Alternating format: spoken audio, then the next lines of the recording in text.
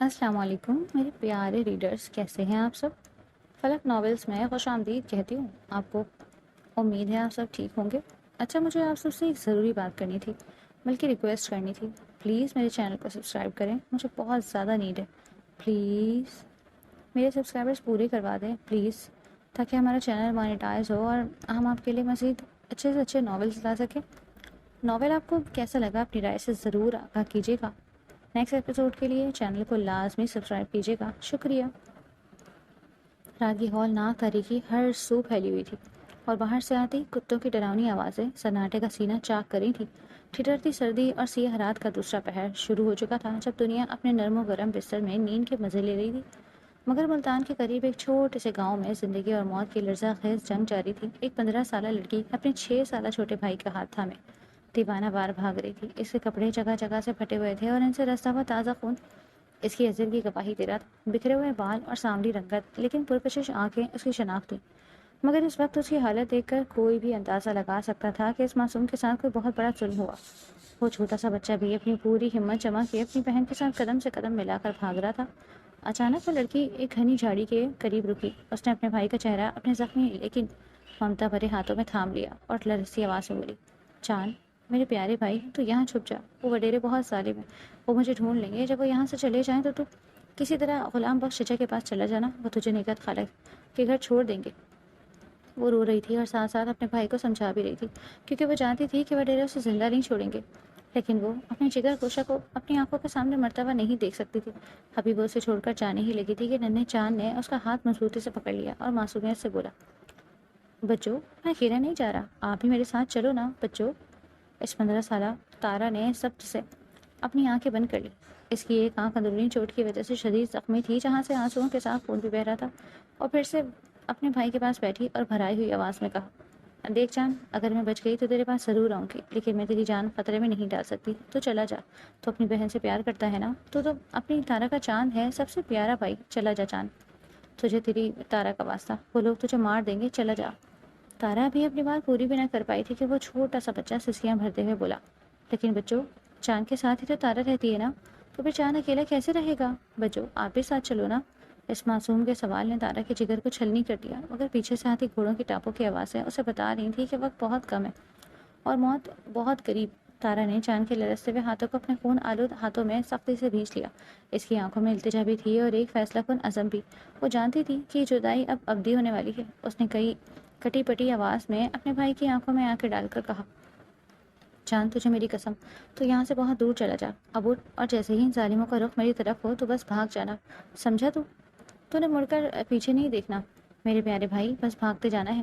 تارا بھی اپنے بھائی کو زندگی اور موت کے درمیان کا راستہ سمجھا ہی رہی تھی کہ اچانک خوش پتوں کے چرچرانے اور کسی بھاری قدموں کی چاپ سنائی دی۔ تارا کا دل دھک سے رہ گیا۔ وہ سمجھ گئی کہ شکاری بہت قریب پہنچ چکے۔ اس نے ایک لمحے کی تاخیر کیے بغیر چاند کو دھکا دے کر گھنی اور کالی جھاڑیوں کے پیچھے چھپا دیا اور خود ایک پتھر کی اور میں ہو گئی۔ ابھی تارا سنبھل بھی نہ پائی تھی کہ رات کے سناٹے کو چیرتی ہوئی ایک گولی کی گونجدار آواز آئی۔ تھا ایک لمحے کے لیے جیسے کائنات تھم گئی، پھر فضا میں ایک دردناک اور زوردار چیخ ابھری۔ وہ تارا کی چیخ تھی، وہ چیخ جس میں اپنی عفت سے آتے عفت کی حفاظت، بھائی کی محبت اور ظالموں کے خلاف احتجاج، سب کچھ شامل تھا۔ چاند، جو جھاڑیوں میں دبکا ہوا تھا، اس کا ننھا سا دل جیسے سینے سے باہر آنے لگا۔ وہ سمجھ گیا تھا کہ اس دنیا میں اس کا آخری سہارا اس کی بچوں اسے ہمیشہ کے لیے اکیلا چھوڑ کر جا چکی۔ اس کا جی چاہا کہ وہ باہر نکلے، اپنی بچوں سے لپٹ جائے اور ان ظالموں کو اپنے چھوٹے چھوٹے ہاتھوں سے مارے، لیکن اسے تارا کی آخری قسم یاد آ گئی۔ چاند کی آنکھوں سے آنسوؤں کا سیلاب رواں تھا، مگر اس نے اپنے منہ پر ہاتھ رکھ لیا تاکہ اس کی سسکی باہر نہ نکلے۔ وہ بھاگا، وہ اندھا دھند بھاگنے لگا۔ خاردار جھاڑیاں اس کے جسم کو نوچ رہی تھیں، پیروں سے خون بہہ رہا تھا، مگر وہ نہیں رکا۔ اسے تارا کی آواز سنائی دے رہی تھی، مڑ کر نہیں دیکھنا۔ وہ رو رہا تھا، سسک رہا تھا، اس کا سانس پھول رہا تھا، مگر اس نے اپنی بہن کی بات مان لی۔ اس نے مڑ کر پیچھے نہیں دیکھا کہ اس کی تارا کس حال میں تڑپ رہی ہوگی۔ وہ بس بھاگتا رہا، ان کالی پگڈنڈیوں پر، ان ویران کھیتوں میں جہاں ہر طرف موت کا رقص تھا، مگر اس کے سامنے زندگی کی وہ لکیر تھی جو تارا نے اپنے لہو سے کھینچی تھی۔ وہ بھاگتا گیا اور بس بھاگتا ہی چلا گیا، یہاں تک کہ وہ گاؤں، وہ چیخ اور وہ لہو رنگ رات بہت پیچھے 2 ہفتے پہلے۔ فجر کا سہانا وقت تھا اور ملتان کی فضا مزامات میں بس اس چھوٹے سے گاؤں کی فضا اللہ اکبر کی روح پرور صداؤں سے معمور ہو رہی تھی۔ ٹھنڈی ہوا کے لطیف جھونکے اور پرندوں کی چہچہاہٹ اس کچے مکان کے صحن میں رقص کر رہی تھی، جہاں حیدر بخاری کا مختصر سا کنبہ سکون پذیر تھا۔ یہ مٹی سے لپا ہوا ایک سادہ سا گھر تھا جس کی دیواریں شاید بوسیدہ تھیں مگر ان میں محبت اور اپنائیت کی خوشبو بسی تھی۔ گھر کے گوشے میں حیدر بخاری ساکت لیٹے ہوئے تھے۔ کچھ عرصہ قبل فالج کے حملے نے انہیں بستر پہ لگا دیا، جس کے بعد وہ زندگی کی دوڑ میں پیچھے رہ گئے۔ ان کی شریک حیات حلیمہ بی بی صبر و استقامت کا پیکر تھیں۔ شوہر کی بیماری کے بعد انہوں نے حالات کے سنگین بوجھ کو اپنے نحیف مگر مضبوط کندھوں پر اٹھا لیا۔ ان کے 2 بچے کائنات کا کل سرمایہ تھے، نین تارا 15 سالہ معصوم دوشیزہ، سانولی رنگت مگر بھوری آنکھیں ایسی جیسے ستاروں کی چمک ان میں اتار دی گئی ہو۔ وہ صرف صورت ہی نہیں، سیرت میں بھی ایک شہزادی تھی جس کے اخلاق نے گھر کے آنگن کو مہکا رکھا تھا۔ باران چاند 6 سال کا شرارتی اور لاڈلا بچہ، اس کی آنکھیں بھی اپنی بہن تارا جیسی تھی، روشن، اسی لیے سب اسے پیار سے چاند کہتے۔ تارا کے لیے اس کا یہ چھوٹا بھائی اس کی زندگی کا مرکز اور محور تھا۔ حلیمہ بیوی نماز فجر سے فارغ ہو کر اپنے بچوں کو بیدار کر رہی تھی۔ ان کی خواہش تھی کہ ان کے بچے بھی وقت کی پابندی اور اللہ کے حضور سربسج ہو کر دن کا بابرکت آغاز کریں، مگر آج کا سورج کچھ مختلف پیغام لایا تھا۔ گاؤں کے وڈیرے کے بڑے بیٹے کا نکاح تھا، جس کی وجہ سے حویلی میں مہمانوں کا تانا بانا بندھا ہوا تھا اور چہل پہل عروج پر تھی۔ کام کی زیادتی اور وقت کی کمی کے باعث حلیمہ بیوی نے بوجھل دل سے فیصلہ کیا کہ آج تارا کو اسکول سے رخصت دلوا کر اپنے ساتھ حویلی لے جائیں تاکہ کام میں کچھ سہولت ہو سکے۔ حلیمہ بیوی نے تارا کے سر پر ممتا بھرا ہاتھ رکھا اور دھیمی آواز میں کہا، تارا بیٹی اٹھو، آج حویلی میں مہمانوں کی آمد ہے اور کام بہت زیادہ۔ آج اسکول سے چھٹی کر لو اور میرے ساتھ چلو تاکہ ہاتھ بٹا سکو۔ ہم جلدی فارغ ہو کر آئیں گے تاکہ تمہارے ابا کی دیکھ بھال بھی کر سکے۔ تارا، جو علم کی پیاسی تھی اور جسے اسکول جانے کا بےحد شوق تھا، ایک لمحے کے لیے اداس ہوئی۔ اس کے خوابوں میں اسکول کی کتابیں لہرائیں مگر ماں کی تکن اور گھر کی مجبوری دیکھ کر اس نے فوراً اپنی خواہش کو برقرار رکھا اور قربان رکھ دیا۔ اس نے مسکرا کر سر جھکا دیا اور اپنے ننھے بھائی جان کو تیار کرنے لگی۔ وہ ابھی نیند کی وادیوں سے پوری طرح لوٹا بھی نہ تھا۔ حلیمہ بی بی اس حقیقت سے قطعی بے خبر تھی کہ جس حویلی میں وہ اپنی لخت جگر کو کام کاج سکھانے اور سہارے لینے کے لیے جا رہی ہیں، وہی حویلی ان کے ہنستے بستے گھرانے کی خوشیوں کو نگلنے والی ہے۔ وہ معصوم تارا جو آج اپنے بھائی کا ہاتھ تھام کر اسکول کی دہلیز پر قدم رکھنے کے بجائے حویلی کی سمت جا رہی تھی، نہیں جانتی تھی کہ تقدیر کے پردے کے پیچھے کون سا طوفان اس کا منتظر ہے۔ کچن صحن میں مٹی کے چولہے سے اٹھتا ہوا دھواں فضا میں رقص کر رہا تھا۔ حلیمہ بی بی جلدی جلدی ناشتہ تیار کر رہی تھی کیونکہ آج حویلی میں کام کا بوجھ زیادہ تھا۔ وہیں پاس کھڑی تارا اپنے ننھے بھائی پران کے بکھرے بالوں میں بڑے پیار سے کنگھی کر رہی تھی۔ تارا نے شرارت اور محبت کے ملے جلے جذبات سے پران کے گال سہلائے اور اپنی ماں کی طرف دیکھ کر چہکتے ہوئے بولی، امی دیکھو تو صحیح، ہمارا چاند تو سچی میں آسمان کے چاند جیسا لگتا ہے، کتنا پیارا ہے میرا بھائی۔ یہ کہہ کر اس نے باران کو زور سے اپنے گلے لگایا۔ باران اس گھرانے کے لیے کسی معجزے سے کم نہ تھا۔ تارا کی پیدائش کے پورے 9 سال بعد بہت سی منتوں اور مرادوں کے بعد خدا نے حلیمہ اور حیدر کو یہ بیٹا عطا کیا، اس لیے وہ پورے گھر کا لاڈلا تھا۔ حلیمہ بی بی نے روتے بلکتے ہوئے ایک نظر اپنے دونوں بچوں پر ڈال دی، روٹی بیلتے ہوئے، اور ان کی آپس محبت دیکھ کر حلیمہ کا دل بھر آیا اور ان کے لبوں سے بے ساختہ دعا نکلی کہ یا اللہ، میرے ان پھولوں کی جوڑی کو ہمیشہ سلامت رکھنا اور ان کا پیار ایسے ہی قائم رہے۔ حلیمہ نے ایک تازہ گرم روٹی تارا کی طرف بڑھائی اور دھیمی آواز میں کہا، بیٹی یہ لے، جا کر پہلے اپنے ابا کو کھلا دے، پھر ہم بھی فارغ ہو کر نکلتے ہیں۔ تارا نے فوراً ماں کی بات مانی اور روٹی لے کر اس چھوٹے سے کمرے کی طرف چلی گئی جہاں اس کے باپ بے بسی کی تصویر بنے لیٹے تھے۔ وہ کمرہ اتنا مختصر تھا کہ وہاں 3 چارپائیاں بھی مشکل سے سماتی۔ باران کبھی اپنی ماں کے پاس ہوتا تو کبھی اپنی بجو تارا کی گود میں سر رکھ کر، کیونکہ وہی اس کی چھوٹی ماں بھی تھی۔ تارا جب اپنے باپ کو کھانا کھلا کر واپس آئی تو حلیمہ نے باران کو اپنی گود میں بٹھایا اور اسے اپنے ہاتھ سے لقمے توڑ توڑ کر کھلانے لگی۔ یہی ان کی کل کائنات تھی، چھوٹا سا گھر، تھوڑی سی ضرورتیں اور ڈھیروں محبت۔ ناشتے سے فارغ ہوتے ہی گھر کے روزمرہ کے کام شروع ہو گئے۔ حلیمہ بی بی نے نلکے پر جا کر برتن دھونا شروع کیے جبکہ تارا نے پھرتی سے ہاتھ میں جھاڑو تھاما اور پورے کچن صحن کو صاف کر دیا۔ جب گھر چمک اٹھا تو حلیمہ نے اپنی چادر سر پر درست کی اور تارا کا ہاتھ پکڑ باران بھی اپنے بچوں کا پلو تھامے ان کے ساتھ ہو لیا۔ انہیں کیا معلوم تھا کہ اس چھوٹے سے گھر سے نکلتے ہوئے یہ قدم انہیں خوشیوں سے دور ایک ایسی تاریخ راہ پر لے جائے گا جہاں سے واپسی ممکن نہ ہوگی۔ وہ تینوں ہنستے مسکراتے حویلی کی طرف چل دیے۔ حویلی کا منظر اب پوری طرح بدل چکا تھا۔ جیسے ہی حلیمہ، تارا اور باران حویلی کے بھاری بھر کر ماہینی گھیٹ سے اندر آئے، شور و غل اور گہما گہمی کے ایک طوفان نے ان کا استقبال کیا۔ یہ حویلی کسی قلعے سے کم نہ تھی جہاں چراغاں جشن کا سما تھا۔ گاؤں میں وڈیرے کوئی ذات نہیں ہوتی، بلکہ جس کے پاس زمین دولت اور سرپنچی آ جائے وہ خود بخود وڈیرا بن جاتا ہے۔ شمس وڈیرے کا معاملہ بھی کچھ ایسا ہی تھا۔ وہ برسوں دیار غیر میں مقیم رہا، وہاں کی تہذیب میں رنگا رہا، لیکن اپنے باپ کی آخری وصیت کے آگے مجبور ہو گیا۔ اسے نہ صرف گاؤں واپس آنا پڑا بلکہ اپنی محبت اور پہلی بیوی صبا کی موجودگی میں اپنے باپ کی بھتیجی ریما سے دوسری شادی بھی کرنی پڑی۔ شمس ایک سلجھا انسان تھا جس نے دونوں بیویوں کے درمیان توازن رکھنے کی کوشش کی، مگر حویلی کی سیاست ہمیشہ سے پیچیدہ رہی۔ شمس شیروانی کا خاندان حویلی کے اس جشن میں मरकज़ निकाह शम्स का पूरा ख़ानदान था। पहली बीवी सबा, इनके 2 बच्चे थे। ज़रून जिसकी शादी थी। ज़रून वजाहत और वक़ार का दूसरा नाम है। तवील कामत और मर्दाना रूप के साथ साथ उसकी गहरी नीली आंखें किसी को भी अपने शहर में जकड़ लेती। कोई संजीदा मिजाज, वफादार और रूपदार शख्सियत का मालिक जिसे देख कर शहजादों का गुमान होता। और अरूहा 12 साल लाडली बहन जो दोनों भाइयों की जान थी। अरूहा हवेली की सबसे क्यूट और मासूम बच्ची थी। अपनी भोली भाली बातों और नीली आंखों के साथ वो पूरे घर के आँख का तारा था। उसकी मौजूदगी घर में रौनक और मुस्कुराहटें बिखेर देती। दूसरी बीवी रीमा, इनका एक ही बेटा था, अफ़ान। अफ़ान खूबसूरती की इंतहा है। गोरा चिट्टा रंग, तीखे नक्श और समंदर जैसी नीली आंखें। वो जितना दिलकश है उतना ही मनमौजी और ज़िद्दी भी। उसी के अंदाज में एक मकरूराना कशिश है जो उसे दूसरों से मुमताज़ और बिगड़ा हुआ शहजादा बनाती। अफ़ान अभी अभी अमेरिका से ख़ुसूसी तौर पर अपने भाई सरून की शादी के लिए पहुंचा था। अगरचे सबा और रीमा के दरमियान सर्द जंग रहती, लेकिन इन तीनों बहन भाई ज़रून, अफ़ान और अरूहा में मिसाली मोहब्बत थी। आज खुशी का मौका सरून की वजह से था, जिसका निकाह सबा के बेहतरीन दोस्त की बेटी अमाया से हो रहा था। अमाया एक दूधिया रंगत वाली हुस्न की मूरत, जिसके चेहरे पर हया और शराफत का नूर इसके सुनहरी माइल रेशमी बाल और सहरंगेज मुस्कुराहट इसे किसी अफसानवी शहजादी जैसा बना देते। इसकी सबसे बड़ी खूबसूरती इसका सादा और मेहरबान दिल।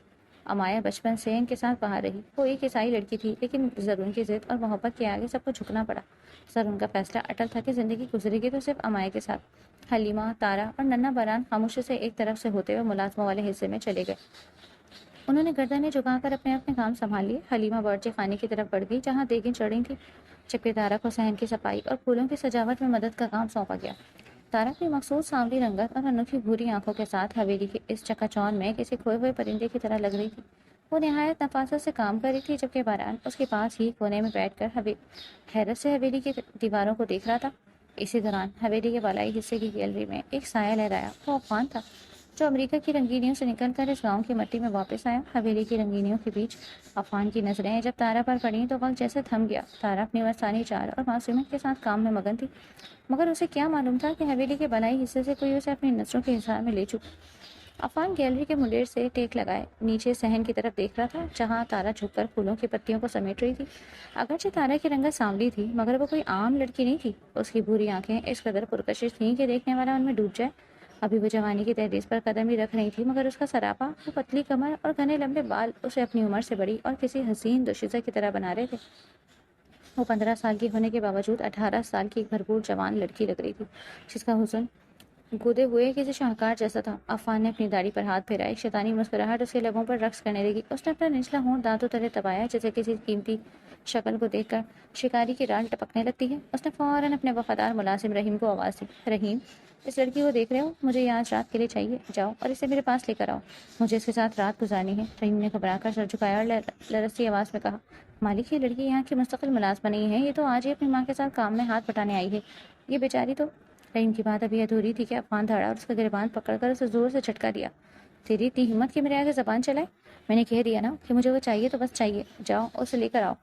रहीम अभी बाहर निकलने ही वाला था कि ज़रून कमरे में दाखिल हुआ। वो अपने भाई से मिलने आया, मगर अफवान की ज़बान से निकली ये गलीज़ बातें उसके कानों तक पहुंच चुकी थीं। ज़रून, जिसकी जान अपने छोटे भाई में बसी थी, अफवान की इस हरकत पर वहीं मुंजमद हो गई।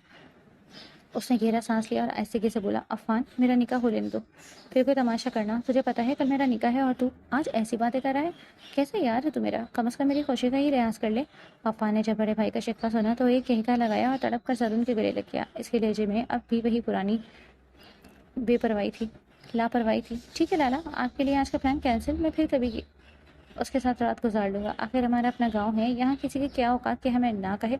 ये कहकर अफान ने शरारत से आंख मारी। सरून ने अफसोस से सर हिलाकर बोला, तू नहीं सुधरेगा अफान। सरून के निकाह के चहल पहल को 6 दिन बीत चुके थे, मगर हवेली की दीवारों से अभी तक खुशियों की खुशबू रख नहीं हुई थी।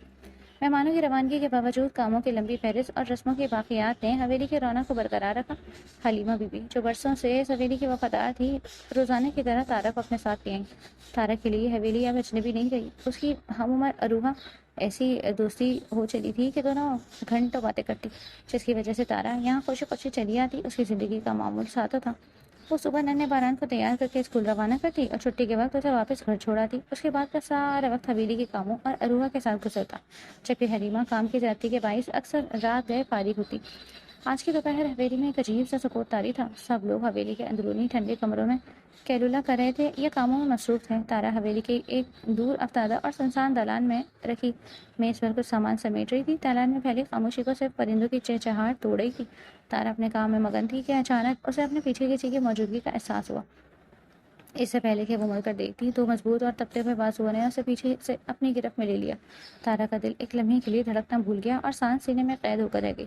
خوف کی ایک لہر اس کے پور پور میں ڈوب گئی۔ اس نے پوری قوت سے تڑپ کر خود کو اس آہینی گرفت سے چھڑانے کی کوشش کی، مگر وہ بازو کسی شکنجے کی طرح اس کے گرد کھسکتے چلے گئے۔ عفان کی گرفت تارا کی گرد مزید سخت ہو گئی۔ 26 سالہ عفان نے اپنی درندگی کا مظاہرہ کرتے ہوئے تارا کے کان کے پاس انتہائی گھٹیا لہجے میں سرگوشی کی۔ جانے من، کب تک اس کام میں لگی رہو گی؟ چلو نا کمرے میں چلتے ہیں۔ تارا جو محض 15 سال کی ایک معصوم بچی تھی، عفان کے اس روپ سے ناواقف تھی۔ وہ روحا کی طرح عفان کو بھی اپنا بڑا بھائی ہی سمجھتی تھی۔ اس نے لرز سی آواز میں التجا کی، چھوڑ دیں عفان لالا، آپ یہ کیا کر رہے ہیں؟ مجھے جانے دیں۔ لیکن عفان کے سر پر ہوس سوار تھی۔ جب اس نے تارا کی منتوں کو انسنا کر دیا اور اسے ناپاک ہاتھ تارا کی کمر سے کرتے ہوئے اس کے بدن کے نازک حصوں تک پہنچے تو تارا کے اندر کی غیرت جاگ اٹھی۔ جیسے ہی اسے عفان کے ہاتھوں کا لمس اپنے سینے پر محسوس ہوا، اس کا خوف غصے میں بدل گیا۔ تارا نے ایک زوردار جھٹکے سے خود کو عفان کی گرفت سے آزاد کرایا، مڑی اور اپنی پوری قوت جمع کر کے عفان کے گورے چٹے چہرے پر ایک بھرپور تھپڑ دے مارا۔ ٹھا ٹھا کی آواز سنسان دالان میں گونجی۔ عفان ساکت رہ گیا۔ وہ صدمے کی حالت میں تارا کو دیکھ رہا تھا۔ اس نے زندگی میں کبھی سوچا بھی نہیں تھا کہ گاؤں کی ایک معمولی ملازمہ، ایک قمیضادی، اس کے منہ پر ہاتھ اٹھائے گی۔ تارا کی ان بری اور پیاری آنکھوں میں اس وقت خوف نہیں بلکہ نفرت اور بے پناہ آنسو تھے۔ عفان نے اس سے پہلے نہ جانے کتنی لڑکیوں کی زندگی برباد کی تھی، کتنی ہی عصمتوں کو پامال کیا تھا، یہاں تک کہ وہ بوڑھی عورتوں کو بھی نہیں بخشتا۔ اسے لڑکیوں کا رونا ہمیشہ اپنی طاقت کا ثبوت لگتا، لیکن آج تارا کی آنکھوں سے نکلنے والے یہ آنسو اسے بہت برے لگ رہے تھے۔ تارا وہاں سے دیوانہ وار بھاگتی ہوئی حویلی کے اندرونی حصے کی طرف نکل گئی، جبکہ عفان وہیں کھڑا اپنے جلتے ہوئے گال اور اپنی پامال شدہ انا کے ساتھ پتھر کا بت بنا رہا۔ تارا کا وجود ایک ہفتے سے جاری تپتے بخار کی وجہ سے سوکھ کر کانٹا ہو چکا تھا۔ اس کی وہ بری آنکھیں جو کبھی چمکتی تھیں اب گڑوں میں دھنس گئی تھیں۔ اروہا، وڈیرے کی بیٹی کا بلاوا آیا تو وہ انکار نہ کر سکی، کیونکہ اروہا ہی اس حویلی میں واحد ہستی تھی جو اسے انسان سمجھتی۔ حویلی کے پرتعیش کمرے میں اروہا اسے گلے لگا کر رو رہی تھی۔ تارا، میں جا رہی ہوں، اپنا خیال رکھنا۔ تارا نے مسکرا کر اسے الوداع کہا، مگر اس کے وہم و گمان میں بھی نہ تھا کہ یہ مسکراہٹ اس کے لبوں پر آخری بار سجی ہے۔ اروہا اور زرون کے جاتے ہی حویلی میں ایک عجیب سی خاموشی چھا گئی۔ تارا نے اپنی ماں حلیمہ کے ساتھ تھوڑا کام کروایا، لیکن اسے گھر پر اکیلے اپنے معذور باپ اور ننھے باران چاند کی فکر کھائی جا رہی تھی۔ شام کے سائے گھیرے ہو رہے تھے جب تارا حویلی سے نکلی۔ راستہ ویران تھا اور دور دور تک کوئی نہ تھا۔ ابھی وہ اپنے گھر کے قریب پہنچی تھی اور اس کے کچے مکان کی دیواریں نظر آنے لگی تھی کہ اچانک پیچھے سے ایک تیز رفتار کالی گاڑی نمودار ہوئی۔ چرچراہٹ اور ٹکر، گاڑی نے تارا کو پیچھے سے زوردار ہٹ کیا۔ تارا کا کمزور وجود ہوا میں اچھلا اور کئی فٹ دور جا کر کچی زمین پر گرا۔ اسے گھسیٹتے ہوئے دور تک لے جایا گیا۔ اس کے سر سے خون بہہ کر مٹی میں چسپ ہو رہا تھا۔ ٹانگیں اور بازو پوری طرح زخمی ہو چکے تھے۔ وہ ڈر سے تڑپ رہی تھی، مگر آواز حلق میں ہی پھنس کر رہ گئی۔ گاڑی کا دروازہ کھلا اور عفان باہر نکلا۔ اس کے چہرے پر کوئی پچھتاوا نہیں تھا، بلکہ ایک وحشیانہ فاتحانہ مسکراہٹ تھی۔ اس نے تارا کا لہو لہان ہاتھ پکڑا اور اسے زبردستی گاڑی کی پچھلی سیٹ پر ڈالنے لگا۔ تارا نیم بے ہوشی میں بھی مزاحمت کی کوشش کر رہی تھی، مگر ناکاہت نے اسے مفلوج کر دیا۔ اسی دوران حلیمہ، جس کا دل کسی انجانے خوف سے دھڑک رہا تھا، وہاں پہنچ گئی۔ اپنی بیٹی کو لہو لہان اور عفان کے ہاتھوں میں دیکھ کر اس کے پیروں تلے سے زمین نکل گئی۔ وہ پاگلوں کی طرح بھاگی اور عفان کے قدموں میں گر گئی۔ چھوٹے مالک، خدا کے لیے رحم کریں، میری بیٹی کو چھوڑ دیں، یہ مر جائے گی مالک، اسے اسپتال لے جانے دیں، خدا کا واسطہ ہے آپ کو۔ عفان کے ساتھ اس کا دوست میر بھی گاڑی سے اترا۔ میر کی نظریں جب حلیمہ پر پڑی تو اس کی آنکھوں میں ہوس کی نئی لہر دوڑ گئی۔ حلیمہ کی شادی سے 14 سال کی عمر میں ہوئی تھی اور اب 29 سال کی عمر میں بھی وہ کسی ماں کے بجائے تارا کی بڑی بہن لگتی تھی۔ بھاگتے ہوئے اور تارا کو بچانے کی تگ میں اس کا دوپٹہ کہیں پیچھے گر چکا تھا اور وہ اپنی جوانی اور خوبصورتی کے ساتھ ان درندوں کے سامنے بالکل نہیں تھی۔ میر نے عفان کو آنکھ ماری شرمناک لہجے میں بولا، یار عفان، بیٹی کو چھوڑ، ذرا ماں کو تو دیکھ، کیا چیز ہے یہ؟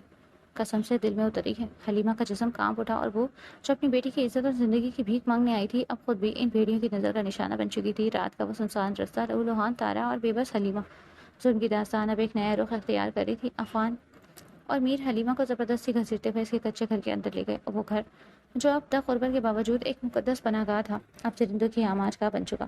تارا، جو گاڑی کی ٹکر اور شدید چوٹوں کی وجہ سے نیم بے ہوش ہوئی تھی، جب ہوش میں آئی تو اس کا سر چکرا رہا تھا اور جسم کا جوڑ جوڑ ٹوٹ رہا تھا۔ وہ ہانپتی ہوئی اٹھی اور دیوار کا سہارا لے کر صحن کے کونے میں لگے طرف اور نلکے کے پیچھے چھپ گئی۔ اس کے کانوں میں کمرے کے اندر سے ان درندوں کی کہکہے خنجر کی طرح اتر رہے تھے۔ تھوڑی دیر بعد کمرے کا کواڑ کھلا۔ تارا نے طرف کی اور سے دیکھا کہ عفان اور میر باہر نکل رہے تھے۔ میر اطمینان سے اپنی قمیض کے بٹن بند کر رہا تھا۔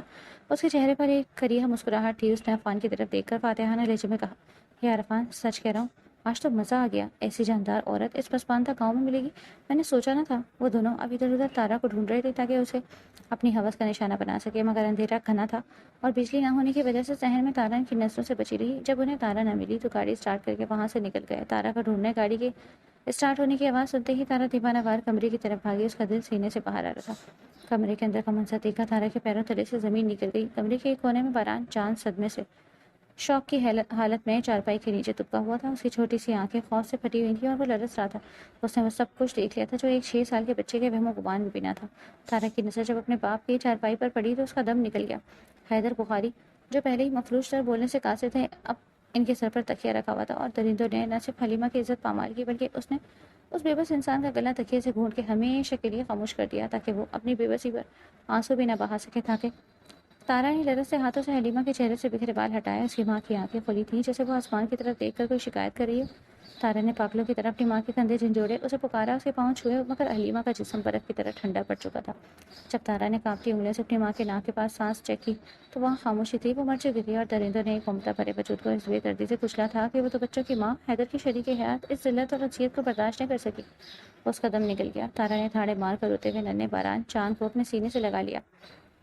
وہ خود لہو لہان تھی، سر سے خون بہ رہا تھا، مگر اس وقت اسے اپنے زخموں کا احساس نہ تھا۔ اس نے سسکیاں بھرتے ہوئے باران سے پوچھا، میری جان، تو وہاں کیوں بیٹھا تھا؟ تو بھاگ کیوں نہیں گیا؟ اگر وہ گندے لوگ تجھے دیکھ لیتے تو کیا ہوتا؟ باران نے اپنی ننھی اور باریک آواز میں جو خوف سے کانپ رہی تھی جواب دیا، وجو، وہ انکل بہت گندے تھے، انہوں نے مما کو مار رہے تھے، مما بہت رو رہی تھی، وہ چلا رہی تھی، پھر مما اچانک چپ ہو گئی، میں بہت ڈر گیا تھا وجو، مجھے لگا وہ مجھے بھی مار دیں گے، اس لیے میں وہاں چھپ گیا اور انہیں پتہ بھی نہیں چلا۔ وہ 6 سال کا بچہ تھا، اس کو کیا بتاتی کہ وہ مار نہیں رہے تھے، اپنی ہوس مٹا رہے تھے۔ اپنی بھائی کی یہ باتیں سن کر تارا کا کلیجہ پھٹ گیا۔ اس نے باران کو زور سے بھینچ لیا۔ ابھی وہ دونوں اپنے باپ کی میت اور ماں کی لاش کے پاس بیٹھ کر آنسو بہا ہی رہے تھے کہ باہر سے دوبارہ گاڑی کے ٹائروں کی آواز آئی۔ تارا کا دل تھک سے رہ گیا۔ وہ سمجھ گئی کہ وہ درندے اب اسے ڈھونڈنے واپس آئے ہیں۔ اس نے فوراً اپنے آنسو پوچھے اور ہمت جمع کی۔ اسے یاد آیا کہ صحن کے کونے میں لگے پرانے درخت کے پاس دیوار کی چند اینٹیں ڈھلی ہیں جنہیں ہٹانے سے باہر کھیتوں کی طرف راستہ نکل آتا ہے۔ اس نے تیزی سے اینٹیں ہٹائیں، ایک چھوٹا سا راستہ بن گیا۔ اس نے باران کا ہاتھ مضبوطی سے تھاما اور اسے کھینچتے ہوئے سوراخ سے باہر نکل گئی۔ اندھیرے کھیتوں کی طرف بھاگی۔ وہ بھاگ رہی ہے۔ اچانک پیچھے سے میر کی گشدار آواز آئی۔ میر اور عفان نے گاڑی کی لائٹ میں تارا کے اڑتے ہوئے دوپٹے اور بھاگتے قدموں کو دیکھ لیا تھا۔ وہ دونوں گاڑی سے اترے اور شکاری کتوں کی طرح ان دو بچوں کے پیچھے بھاگنے لگے۔ رات کی ہولناک تاریکی، ٹھٹرتی سردی، پیروں کے رستے خون اور پیچھے آتے موت کے سائے۔ تارا اب صرف اپنے لیے نہیں، اپنے جان کو بچانے کے لیے دوڑ رہی تھی۔ یہی وہ لمحہ تھا جہاں سے وہ بھاگتی ہوئی اس جھاڑی تک پہنچی جہاں اس نے باران کو چھپا لیا اور خود کو موت کے حوالے کرنے کا فیصلہ کیا۔ 20 سال کا عرصہ بیت چکا تھا، مگر کچھ زخم ایسے ہوتے ہیں جو وقت کے مرہم سے بھرنے کے بجائے روح کا حصہ بن جاتے ہیں۔ نین تارا کی زندگی بھی ایک ایسی ہی ادھورے خواب اور انمٹ درد کی کہانی بن چکی تھی۔ صبح کی ہلکی روشنی کھڑکی سے چھن کر کمرے میں آ رہی تھی جب نین تارا تیار ہو کر باہر نکلی۔ وہ دبلی پتلی 15 سالہ لڑکی اب ایک 35 سالہ پروکار اور پرکشش عورت کے روپ میں ڈھل چکی تھی۔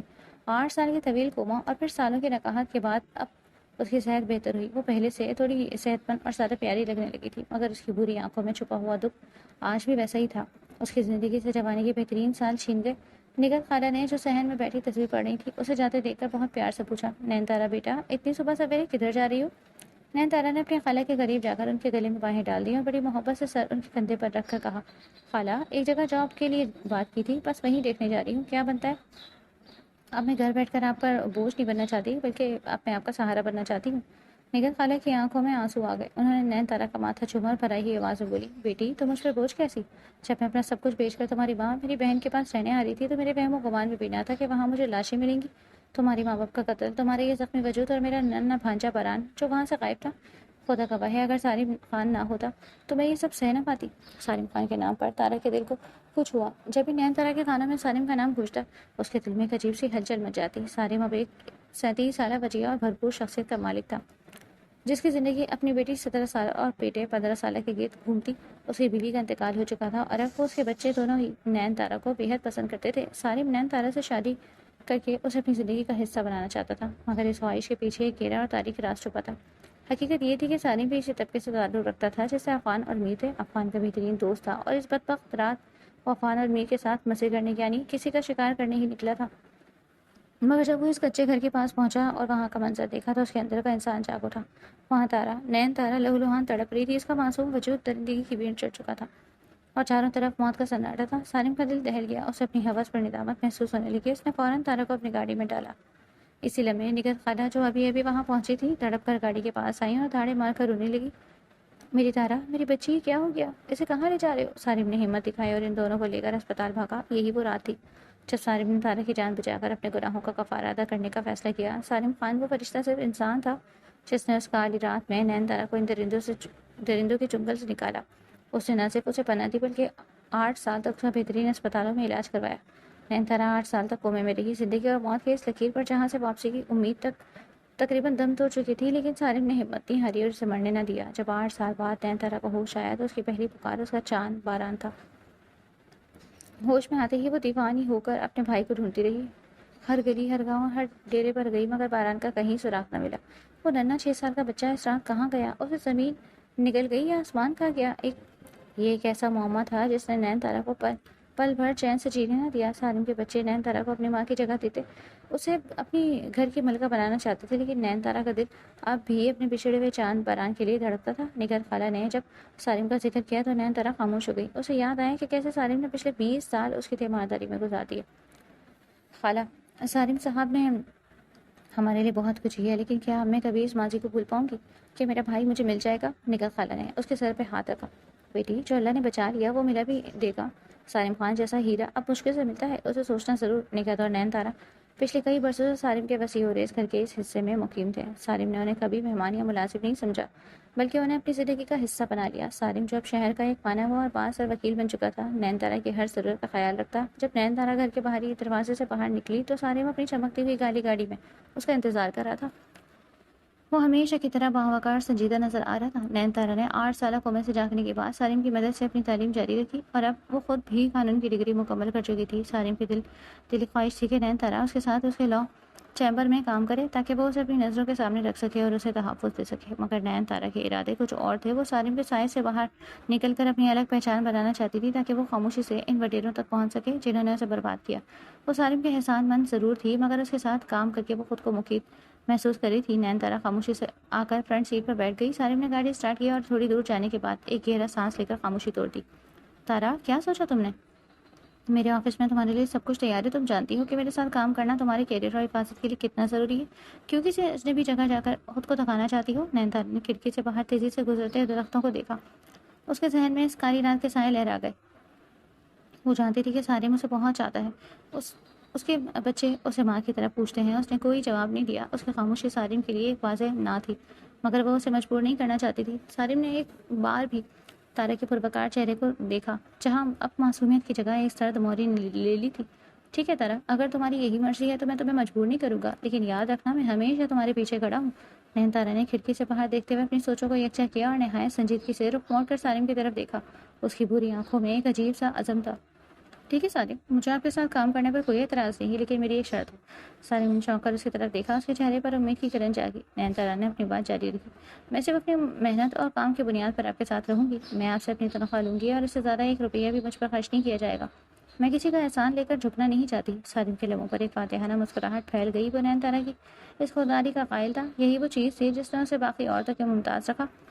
اسے پیسوں یا مراد کی پرواہ نہیں تھی، اسے تو بس اس بات کی خوشی تھی کہ اب نین تارا ہر لمحہ اس کی نظروں کے سامنے رہے گی، وہ اسے تحفظ بھی دے سکے اور شاید وقت گزرنے کے ساتھ اس کے دل میں اپنے لیے جگہ بھی بنا لے۔ جیسا تم چاہو تارا، مجھے تمہاری ہر شرط منظور ہے۔ تمہاری محنت کا صلہ تمہیں تمہاری مرضی کے مطابق ملے گا۔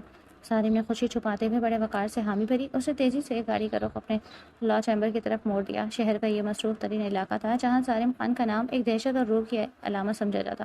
جیسے ہی گاڑی چیمبر کے سامنے رکی، وہاں موجود عملہ الرٹ ہو گیا۔ سالم نے گاڑی سے اتر کر تارا کے لیے دروازہ کھولا۔ نین تارا جب گاڑی سے باہر نکلی تو اس کے چلنے کے انداز میں وہ 20 سال پرانی خوفزدہ لڑکی کہیں نہیں تھی۔ وہ ایک وکیل تھی، ایک ایسی عورت جو اپنے دوسروں کو انصاف دلانے نکلی جبکہ اس کا اپنا انصاف ابھی ادھورا تھا۔ چیمبر کے اندر داخل ہوتے ہی سالم نے اپنے اسسٹنٹ کو بلایا اور نین تارا کا تعارف کروایا۔ آج سے مس نین تارا ہمارے ساتھ بطور ایسوسیٹ کام کریں گی۔ ان کا کیبن میری کیبن کے بالکل ساتھ ہونا چاہیے۔ سالم اپنی کرسی پر بیٹھ کر نین تارا کو دیکھنے لگا جو اپنے نئے ڈیسک کا جائزہ لے رہی تھی۔ وہ خوش تھا۔ مشال شاہ، فرحان شاہ نے ناشتے کی میز پر بیٹھتے ہی اپنے خاص ملازم کی طرف سوالیہ نظروں سے دیکھا۔ ارزان ابھی تک نہیں اٹھا؟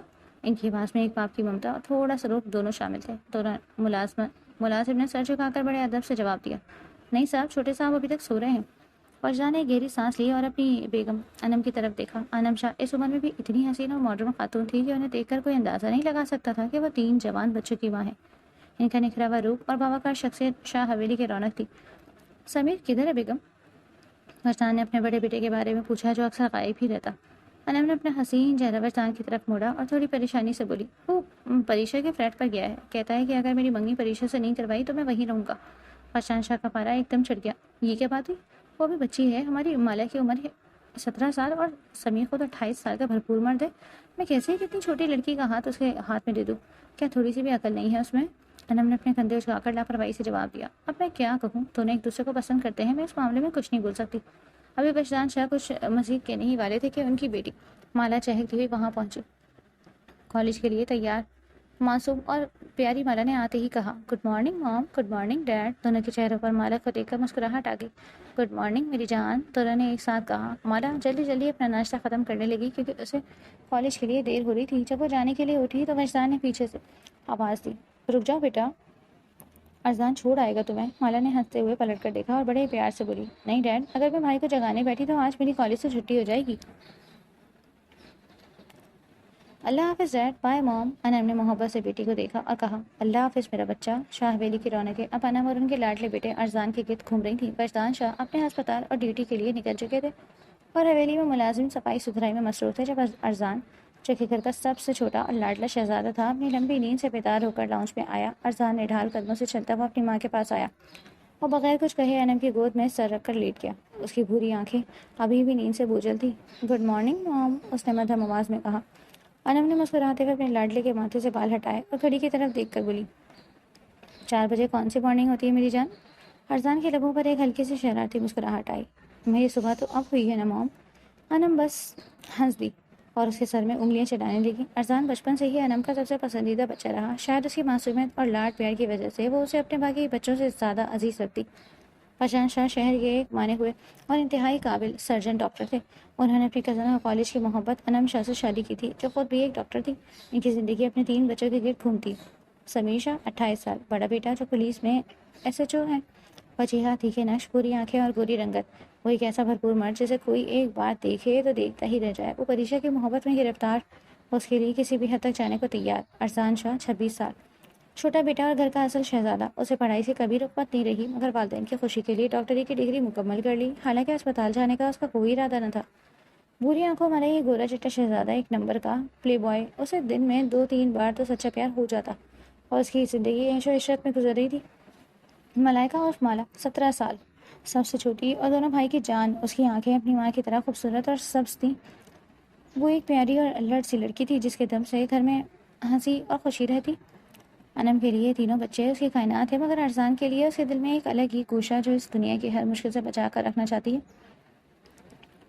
سمیر اور پریشا کی زندگی کے اس پہلو میں جہاں ایک طرف جذبات کی شدت ہے, وہیں دوسری طرف سماجی اور اخلاقی حدود کی پامالی بھی صاف نظر آ رہی تھی. قانون کا محافظ ہونے کے باوجود سمیر اپنی نجی زندگی میں ایک ایسے راستے پر چل رہا ہے جو معاشرتی نظر میں ناجائز ہے. سمیر پریشا کے فلیٹ کے کمرے میں نکل کر اپنی یونیفارم پریس کر رہا تھا. اسے پولیس اسٹیشن کے لیے نکلنا تھا, اسی لیے اس نے ایک اضافی یونیفارم فلیٹ پر بھی رکھی ہوئی تھی.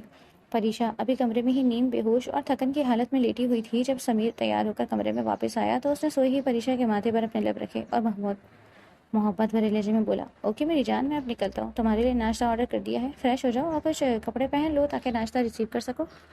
پریشا جو رات بھر کی غربت اور تھکن کی وجہ سے ابھی 1 گھنٹہ پہلے ہی سوئی تھی, نیند کے غلبے میں بوجھل آواز میں بولی, ٹھیک ہے جان, رات کو جلدی آنا. سمیر نے آنے کی حامی بھری اور کمرے سے نکل گیا. سمیر اور پریشا کی شادی نہیں ہوئی تھی, لیکن وہ دونوں میاں بیوی کی طرح ایک ساتھ رہتے.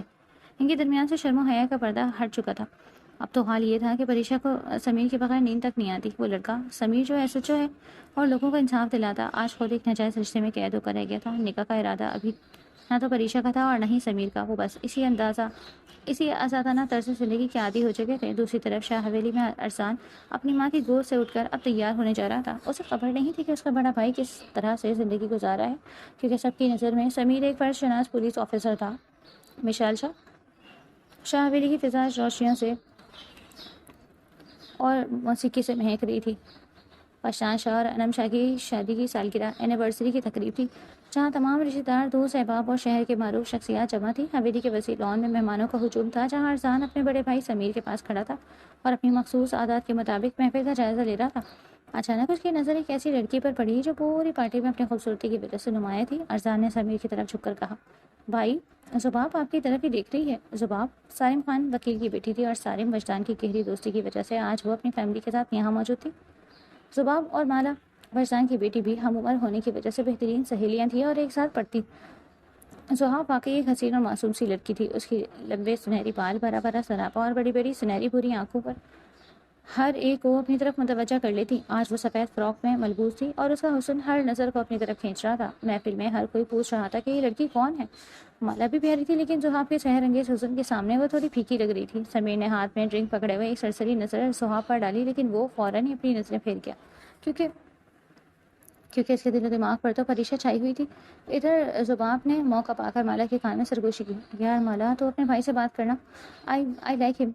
مالا جو زحاب کے ساتھ کھڑی تھی وہ اپنی جگہ پیاری ضرور تھی، لیکن آج زباب کے سنہری بالوں اور بڑی بڑی بری آنکھوں نے غضب ڈھایا ہوا تھا۔ ہر دیکھنے والا زباب کے بارے میں پوچھا تھا، مگر زباب کی ساری توجہ ارزان پر مرکوز تھی۔ اسے ارزان کی وہ ادائیں پسند تھی جو وہ دوسری لڑکیوں کو دکھاتا۔